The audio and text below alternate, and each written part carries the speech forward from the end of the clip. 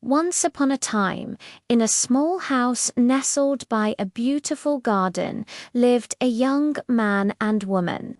They longed for a child, a daughter, to fill their home with joy. From their window, they could see the magnificent garden filled with lush flowers and herbs. But this garden was no ordinary place. It was surrounded by a high wall and belonged to a powerful witch, feared by all. One day, the woman stood at the window, her eyes fixed on a patch of the most vibrant, fresh lettuce she had ever seen. A deep craving took hold of her. "Oh, my love," she said to her husband, "it's my greatest desire to eat some of that lettuce. I feel I shall waste away if I don't have it." The man, worried for his wife's health as she grew weaker each day, knew he had to do something. Though he feared the witch, he thought, before I let my wife fade away, I must get her that lettuce, no matter the cost. So, as twilight fell, he bravely scaled the wall into the witch's garden. He quickly grabbed a handful of the crisp lettuce and rushed back to his wife. She devoured it greedily, feeling a bit better, but the taste only made her want more. The next night, her loving husband went back for a second helping. But this time, as he turned to leave, he found the witch standing before him, her eyes blazing with anger. "How dare you steal from my garden like a common thief?" she shrieked. "You will regret this. Please forgive me." The man pleaded, "My wife is with child and saw your lettuce from our window. She developed such a craving, I feared she would die without it." The witch's expression softened slightly. "If that is the truth," she said, "I will allow you to take all the lettuce you want. But on one condition, you must give me the child your wife will bring into the world." Terrified, the man agreed. In time, a beautiful baby girl was born, bringing immense joy to her parents. But their happiness was short-lived. The witch appeared, named the child Rapunzel, and whisked her away, leaving the couple heartbroken.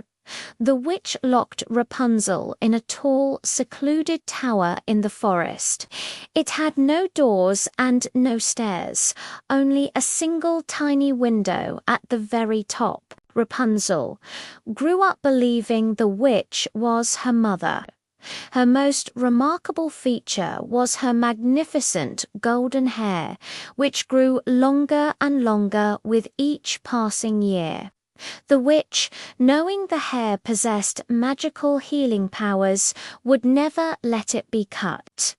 When she wanted to enter the tower, she would stand below and call out, "Rapunzel, Rapunzel, let down your hair to me." Rapunzel would then unpin her splendid braids, letting her golden tresses cascade down to the ground for the witch to climb. As Rapunzel grew, she dreamed of the world outside, but the witch filled her head with stories of a cruel and dangerous world, insisting she was safer in the tower. On her 16th birthday, Rapunzel begged, "Mother, I'm old enough now. Please, let me see the city lights just once for my birthday." But the witch refused. "Never. You are never leaving this tower. I do this because I love you and want to protect you." Years passed. One day, a prince was riding through the forest when he heard the most enchanting singing. He followed the sound to the tower and was captivated by Rapunzel's voice. He returned every day just to listen. One evening, he hid behind a tree and saw the witch call out, "Rapunzel, Rapunzel, let down your hair." He watched as the witch climbed the golden braid. "So that is the ladder," he thought. "I shall try my luck." The next evening at dusk, he mimicked the witch's call. The hair fell, and the prince climbed up. Rapunzel was frightened at first, having never seen another person besides the witch, but the prince's kind words soon calmed her fears. He told her how her singing had touched his heart, and mesmerized by her beauty, he asked, "Will you be my wife?" Rapunzel, seeing a chance to finally see the world, said yes. "But how will I get down?" she wondered. "I'll think of something," the prince promised. "I will return for you." But the witch was clever. She discovered their plan. In a furious rage, she grabbed a pair of scissors and, snip-snap, cut off Rapunzel's beautiful hair. Then she banished the poor girl to a desolate desert. That evening, when the prince called for Rapunzel, the witch let down the severed hair. When he reached the top, he found not his beloved, but the cackling witch. "The beautiful bird has flown her nest," she taunted. "You'll never see her again." In her cruelty, she threw him from the tower. He fell into a patch of thorns that blinded him. For years, the prince wandered the wilderness, heartbroken and sightless. At last, he stumbled into the desert where Rapunzel had been sent. He heard a familiar, beautiful voice singing a sad song. "Rapunzel, is that you?" he called out. She recognized his voice and ran to him.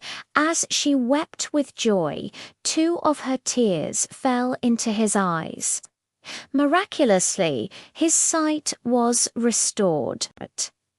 He took her back to his kingdom, where he was welcomed with great joy. It was soon discovered that Rapunzel was the long-lost daughter of a noble couple in the kingdom, her true parents. They were overjoyed to be reunited with the beautiful young woman she had become.